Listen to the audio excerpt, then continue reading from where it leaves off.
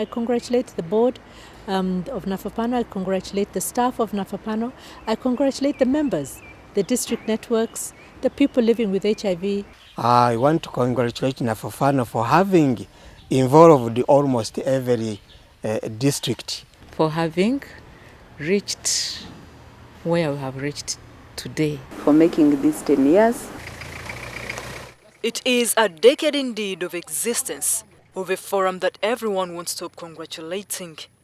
Saying as the current executive director, Stella Kentusi is a historian, we shall delve not just a little, but deeper in NAFOPHANU's history. The National Forum of People Living with HIV and AIDS networks in Uganda. 2003, yeah. When people living with HIV were doing a lot, but they had scattered efforts. There was no concerted efforts. So when members sat down in a conference that happened in 2003, they realized that they are doing a lot that was scattered. So people living with HIV agreed that they should come together. Prosi Namakula, a current board member who saw the forum start, but only actively joined in 2005, says that the idea was conceived all right, but it was just on paper. And then you go approach a fan and say, look here, I want to do something, but I have nowhere. I don't even have an office. Irish Aid risked its money and said, here, there you are, go and start. The reason why we are so passionate about Irish Aid and one of its staff, Meroduka Ochan, is because when other partners were giving up on Nafoparno, for them they were saying the more reason to support Nafoparno. And there was no office to talk of. Now 10 years down the road, serving with Irish Aid has been Mary Oduka Ochan, a woman who has devoted a significant portion of her life to Nafoparno. Currently, she's the senior advisor in the Irish Embassy. She's responsible for HIV and AIDS and also heads the social service delivery team in the embassy, and very much a part of Nafoparno. Nafoparno was set up in 2003, and at that time we realized that there was need to involve the people living with HIV and AIDS in the national response, because the national response is all about them, really, about seeing how we can improve the lives of people living with HIV and how we can prevent the spread of HIV. And where there's spread of HIV, of course, people living with HIV are involved. Without the people living with HIV getting involved, Mary says the national response would have suffered. And in fact, the successes that Uganda achieved earlier on in the national response, I would attribute mainly to the people living with HIV and AIDS. And yet we needed to find an organization that could bring them together.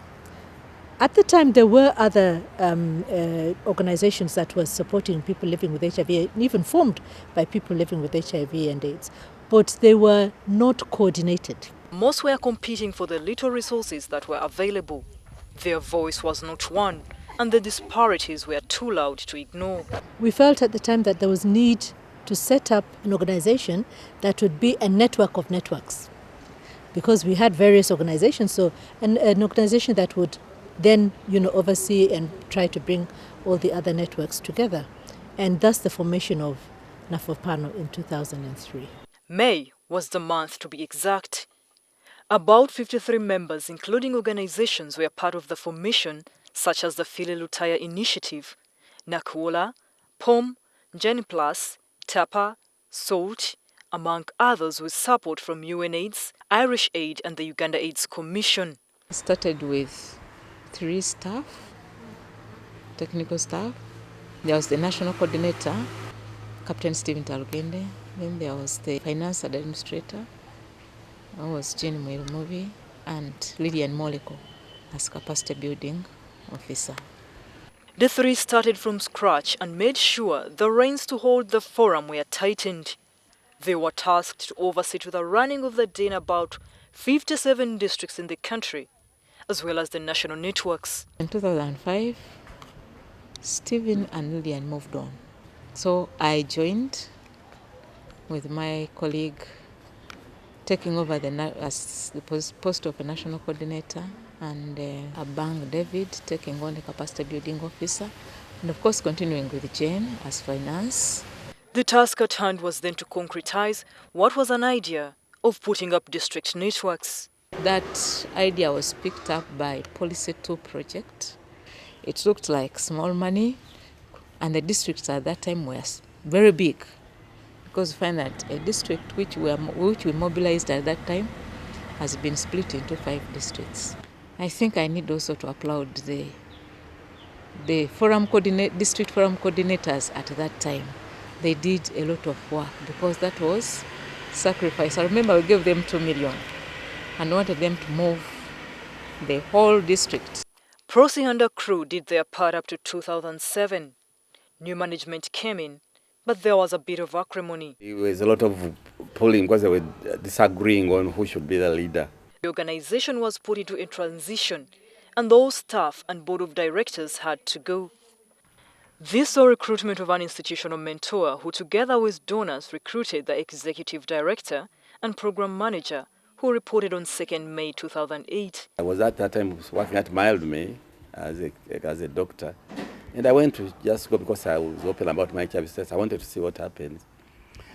Then one of the ladies, I remember a lady, she was called Muando, I think she passed away, she was from Bali, took me aside and told me that, look, you are a doctor and you are openly living with HIV, why don't you help us? And an annual general meeting held in July 2007 saw Dr. Watiti elected the board of directors chairperson. And I think my being there, being a man, also helped improve the role of male involvement, because, you know, male involvement in HIV, especially in Uganda, is quite low. I entered it, I discovered there was a lot of people who had started that organization were feeling this was our what?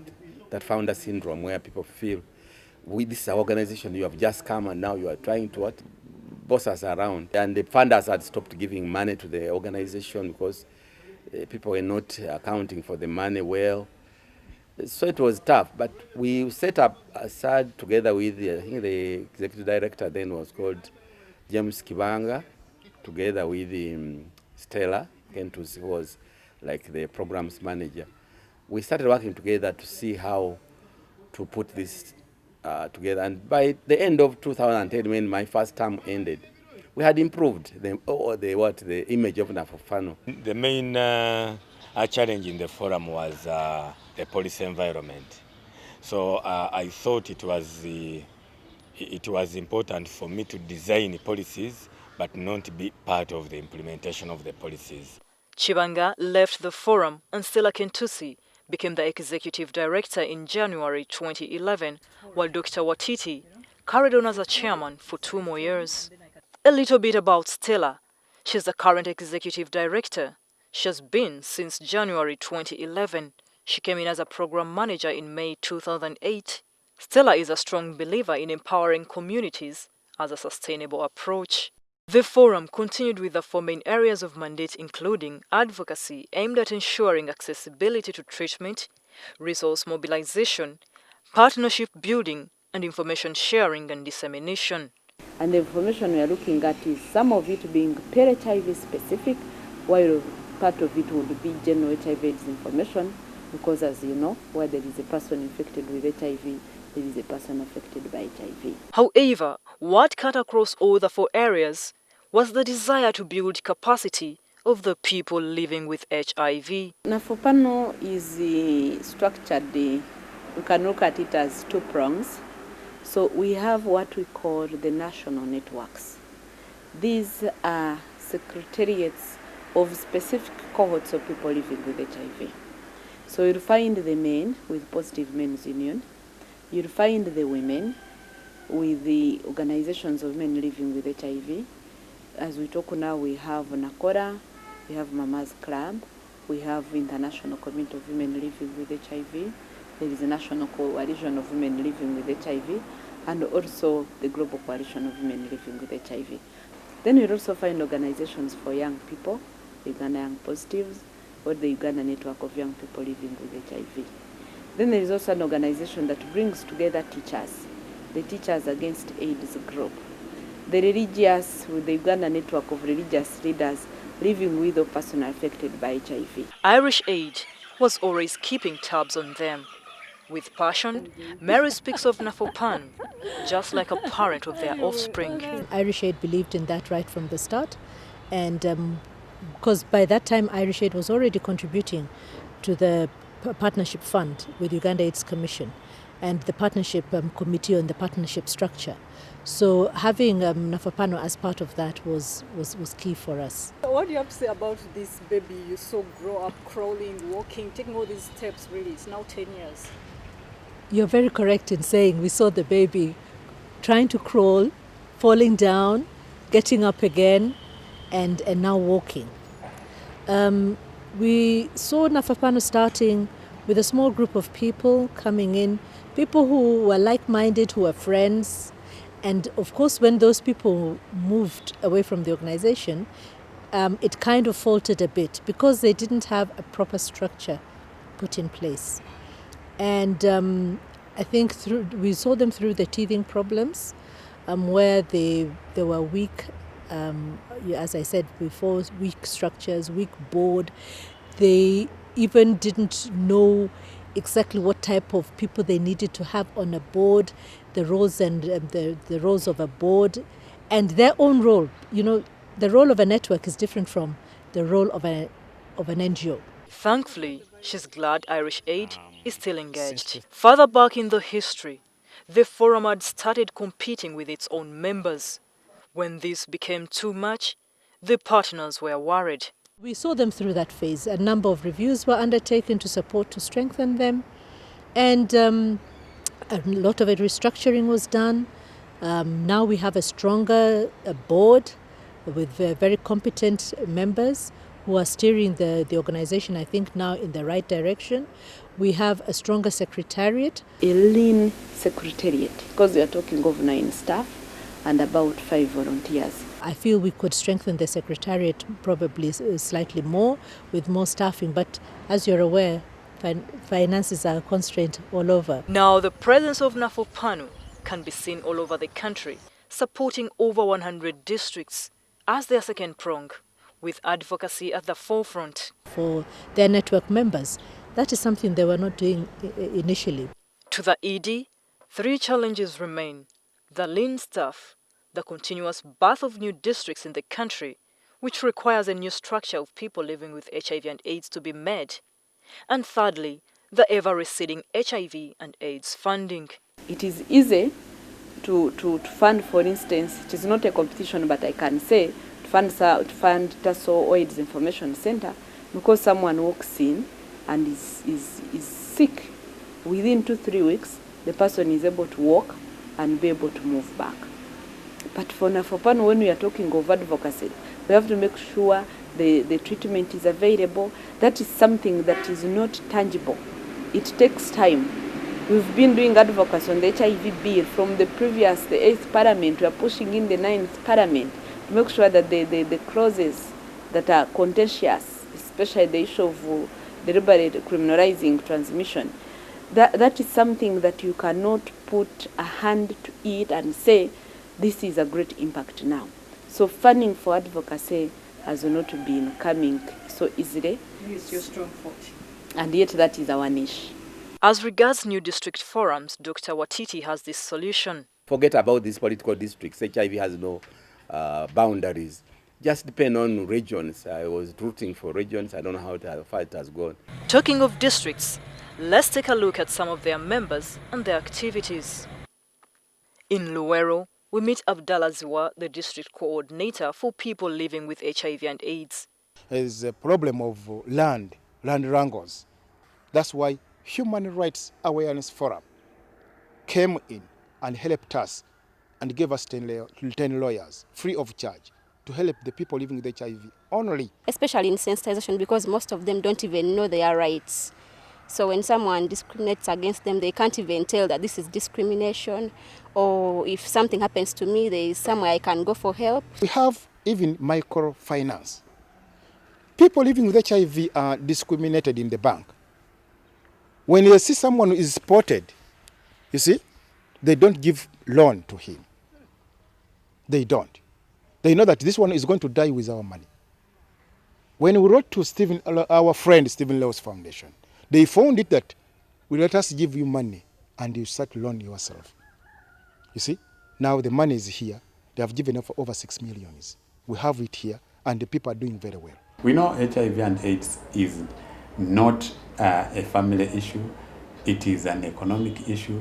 It is a development issue. Generally, it is a development issue. It affects all aspects of life. And therefore, something that affects the life development as it is, it's something that requires the different stakeholders to get involved. And oftentimes I say that as individuals, as an individual, somebody who is standing in the water actually understands it more, how warm it is, rather than the people who are standing outside. Abdallah's team understands this so well. With the support of the International HIV and AIDS Alliance, they've seen to it that the pregnant HIV-positive women come for free mama kits at their offices and guidance for PMTC services. They haven't forgotten those who are negative as well. They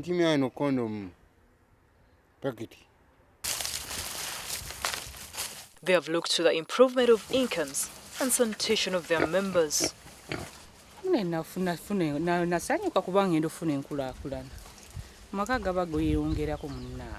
it comes to education, orphans, especially of parents who died of HIV, even those who are infected, as well as others, are being aided. For us, we don't just simply rely on only the national umbrella NAFOPHANU. We just look the resources to help our people so that they get out of the poverty, having good sanitation, house construction for grandma caring for our overseas who are helpless. Each year, they aim to construct 4 such houses for the aged. The forum always aims for more, not without challenges though. Poverty, freedom of speech, nutrition, drug stockouts, and so many others. He says these form a common goal demanded of members to achieve. Of the challenges he mentions, the network in Busia district only knows too well how painful drug stockouts are. We started getting drugs, sometimes for two weeks, sometimes for a week. It was a very big challenge. And this was so serious, more serious in this year. 42-year-old Jessica Nawire, a resident in Rwangosia village, Masaba sub-county in Busia, is a woman addicted to living her life to the fullest. She's ever jovial. So it was a shock when supply wavered almost throughout January to August. This one, you know, when you're putting somebody on drugs, you're assuring him he's taking these drugs for the rest of his life. And now if he comes and doesn't get these drugs, he loses hope, and you find this may scare even others. The health workers at Masafu, where Jessica accessed drugs, went as far as Sironko district, begging for these life-saving drugs, which kept the HIV community a little at ease, until salvation came from various organizations, including Nafoparno. How did they help you? NAFOPHANU, they followed up the requisitions which were made for drugs. It came in to support us to advocate for the drugs to be in Busia. I think people living with HIV have become watchdogs for ARVs. They are the ones who will blow out the whistle that there are no drugs somewhere before anybody can see it. To the Uganda AIDS Commission, Nafoparno has brought hope to many people like Christine Nawire, who was scared of ARVs by some cruel people. Mugenda kufuna eddagala eri abakulimba nti eddagala litta biki biki nange bwe nawulira nti nengamba nedda nenziruka. As of end of October this year, we have 577,000 people, Ugandans, on drugs. How come they have not died? They are living longer, they are working, and they are useful. So when you see Nafoparno coming out to celebrate, they have something to celebrate. First of all, they are playing a key role in telling Ugandans that even when you are sick with HIV/AIDS, you can live, you can participate, but above all, you can play a role in ensuring that other people don't get HIV. The team in Busia is glad there are networks all over the country looking out specifically for people living with HIV. Now, when it comes to the challenges of nutrition, which the Luwero coordinator mentioned, the people in Kamwenge have seen to it that their immunity doesn't go down because of absence of food. We have 112 gardens of banana and pineapple for community food program. We have beehives for income. We have other food like cassava, as you have seen. They give me banana. I started planting banana plantation. 52-year-old Mildred Katsabe, a resident in Sorora, Kamwenge district, who has lived with the virus longer than NAFOPHANU's decade of existence, does not even want to sell off the food. The income is good for me because I can't buy banana outside. I have mine. And you also sell it? Yes. I don't sell it because I use it for my family. Mention and food crop and cash crop of fruit, and she'll take you to it. And any wonder why the virus hasn't messed up with her since 1997 when she was diagnosed? None at all. We are working as a team. We started when we were 4 people, but as I talk now, we are about 2,986 members who make up the forum, and we have done a lot. Many other district networks make nutrition a priority. Some sell off the excess food to get some money to cater for other needs. Now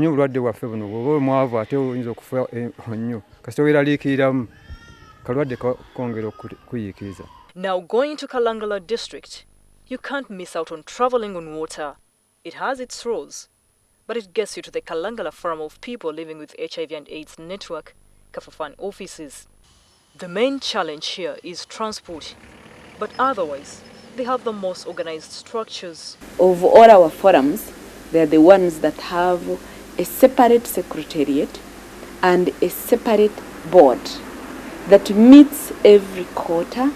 They hold their annual general meetings every December. They have their books of accounts audited, and they have mobilized resources. And they want to embrace the word independent in its entirety. Ngati tukyasobola kugenda ActionAid oba NAFOPHANU oba UHMG for lobbying.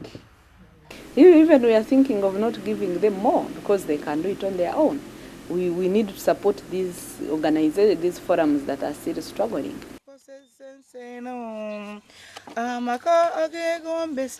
32-year-old Harriet Nakabira is part of the Kalangala drama group, and she says it's what made her find solace as she came to terms with being more open about her HIV status. We have songs to console those that feel low about their HIV positive status.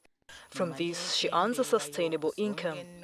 Her wish for the district network and NAFOPHANU is to end stigma. In the next 10 years is something that we're going to be looking to see how do we ensure we reduce the stigma, that people feel free and they can associate with others and they are seen as people who can develop. And the people can go to school, they can study, they can live in the community without any discrimination. And talking of stigma, launch the Stigma Index Report. This is a global survey, and it has been able to tell us the amount of stigma among people living with HIV. We supported them to come up with a stigma index for this country. I think if we can take the key recommendations and try to focus on them, I think we will see the light and more light at the end of the tunnel. Though big an achievement, the ED says that over the years they have been collecting many others and have documented most. They went as far as receiving a fire award from the Institute of Certified Public Accountants in Uganda for having credible financial management systems. That is something that has helped us to actually get more donors on board. Who will help out in districts that still yearn for financial assistance. Generally, some districts are faring well. There are those that have created structures up to the parish level. They will find Kabari. There are those that have advocated and they have got land from the district. They will find Kanungo. Recently, we were called in Bujiri, Nankoma sub-county, and they have given NAFOPHANU a piece of land. without limitation to the size, where a capacity building center can be built for people living with HIV and even for the community around. An exceptional one as regards savings is Michiana. The ED is enthralled above their co-save groups. That is individual saving, which is outright sustainability without looking at anybody to come in and support you. One of the Michiana groups, up to now, right now they're talking of about 20 million. They will tell you we don't need bank loans because we have our co-save groups. When there is a stock out of Septrin, you'll find that the group has actually bought a tin of Septrin and the members can access to put away the opportunistic infections. This time round, we have procured a fridge and bricks to start construction. This home is a result of the cost save, as is the poultry. For the board chairperson, Fred Barungu, Chegegwa District Forum is a real wonder. We do community outreaches, sensitizing the community, especially in the areas of positive prevention, and we do follow-ups of patients, HIV positive patients who have missed appointments. We work with health centers. In each of the health centers which offers art service, we have our network support agents who are attached there. One of the things that we, as a board, we're also looking forward is to see how do we have exchange visits to share with those districts that are doing very well. So we are looking at a way, how do we really expand or even replicate some of these good experiences we are having. Most districts indeed have their work cut out. However, some suffer the founder syndrome. Some people have made their district forums struggle because they are not ready to let go. As soon as you leave, then the individual comes in and says, look here, that is what Nafopan says. When I was founding this forum, they were not there. NAFOPHANU is there for the people and not there for individuals. And therefore to see, so what we are actually doing as a board is to ensure that we relate with all these various structures and come out with mechanisms of how we can cooperate. James Chibanga, the third ED, says there is a greater menace. You see, people living with HIV also stigmatize themselves. They actually also stigmatize those who are not HIV positive.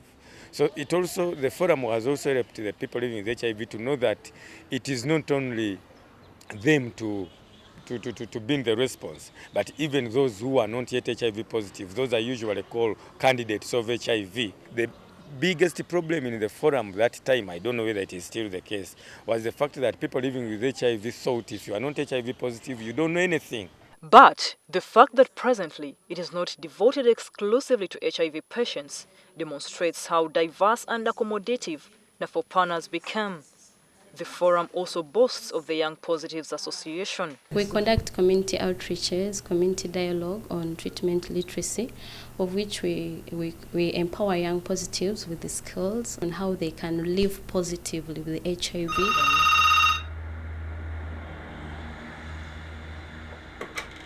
Hello, thank you for calling Salt Helpline. At the Nafoparno head offices in Mengo on Sentema Road is this room with a few but non-stop ringing phones. And it is an organization which is depending on NAFOPHANU.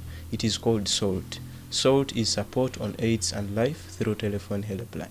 In a day they can have almost 50 clients calling about HIV information from across the country. They don't walk long distances. They don't spend. The only thing they need is to charge their phones. Toll free? Yeah, toll free. What's free of the number? charge.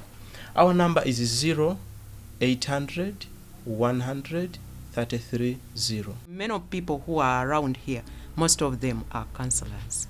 And as far as disseminating information goes, another innovation the forum talks of with excessive pride is the knowledge room, found in Imbuya in Kampala. The main purpose of this knowledge room is to provide HCT, HIV counseling and testing, especially to the long-distance truck drivers and the commercial sex workers. Here we provide other services like recreation. You have seen a pool table. All these have been big achievements, and there is so much more. Stephen Talogende is one of 4 executive directors that NAFOPHANU has had in this decade, though during his time, the title was National Coordinator. He was the very first in 2003.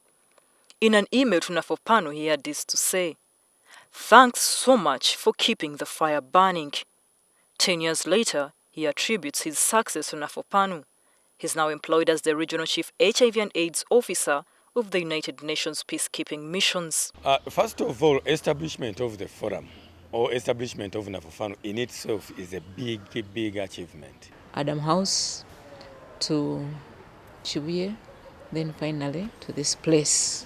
At least we can say it's a home, because this premise was given to us by Uganda AIDS Commission. Although we are paying rent, I don't think Uganda AIDS Commission can wake up one morning and say get out of our premises. We also want to hail NAFOPHANU for the work they are doing. They are supporting networks of people living with HIV/AIDS throughout Uganda, encouraging them, participating in programs that encourage people to get treatment and live positively. That's what they are celebrating. To us, it is a mother and a good umbrella. It has helped us develop. We receive our funding from the Civil Society Fund. In consortium with UNESCO and Uganda, we are supporting 25 districts. From Uganda AIDS Commission, the Partnership Fund, we are supporting over 50 districts. We got a new partner, the Democratic Governance Facility. We are going to support 20 districts. Of Nafoparno, a lot is still expected in the next decade. By 2018, we will have about 2 million Ugandans who are HIV positive, by the way, in the country. Today, about 1.6. By 2020, there will be about 2.2 million. All these people need support. I actually pray that it stays there. Maybe if they could help us with some income generating activities as PHAs. Actually, we need to see NAFOPHANU growing further and further. Be able to facilitate this nodule, because currently we are getting allowances, just transport allowances and no land. So they cannot pay for our salaries. How do we become sustainable? How can the government actually assist, probably by even setting up an AIDS trust fund? Then that would be something that we're looking at. We're also looking at having an insurance scheme for people living with HIV and AIDS. NAFOPHANU can be an international organization to help people with HIV and AIDS. Our own hospital, wouldn't that be beautiful? I can't rule it out. It is something that we can build towards. But I would think our core competency is on mobilization, our core competency is on advocacy, our core competency is on counseling and also helping others. But there are other partners that we can actually work with. And that's why we're looking at the insurance scheme. The biggest work that the forum should do is to ensure that people living with HIV, not only in Kampala, but even in the villages, know that this organization is theirs. Today they think it is for people living with HIV in Kampala. We can still strengthen, say, their voice, because when you go to the district, their voice is not as loud as we would have wanted them to have. The other thing I want to see the forum, I would advise, is to ensure that the different players, like the Uganda AIDS Commission, the UN and other players, come in to support this organization as part of them, not as if they are helping. In spite of the tumultuous times, we have been there for 10 years. A decade is a long time. A lot of our friends who started this have died. I remember people who were with us, people like Grace Namuyomba, people like Maganda, I remember many others who have passed on. But we should honor them by being valiant, by being candid, by fighting on. Along the way of NAFOPHANU, we know that there are people who may not have been happy, but when you are putting up systems and structures, sometimes you have to step on people's toes. For those ones who may not have been happy with it, as we are trying to put these systems in place, we apologize.